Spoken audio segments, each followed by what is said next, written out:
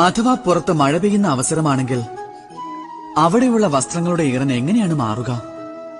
ഇനി കൊടുങ്കാറ്റുണ്ടാകുന്ന സമയമാണെങ്കിൽ വള്ളങ്ങൾക്ക് എങ്ങനെയാണ് മറികടക്കാനാവുക? ഒരുപക്ഷെ ഞാൻ നിങ്ങളോടൊരു യാഥാർത്ഥ്യം പറയുകയാണെങ്കിൽ നമ്മുടെ പരാജയത്തിനുള്ള കാരണം സാഹചര്യമല്ല, ആ സാഹചര്യത്തെ നാം ഉൾക്കൊള്ളേണ്ടതാണ്. ഓരോരുത്തരുടെ ജീവിതത്തിലും ഇങ്ങനെയൊരു സന്ദർഭം ഉറപ്പായും ഉണ്ടാകും. നാം ആഗ്രഹിച്ചാൽ പോലും നമുക്ക് ആ സാഹചര്യത്തെ മാറ്റാൻ കഴിയില്ല.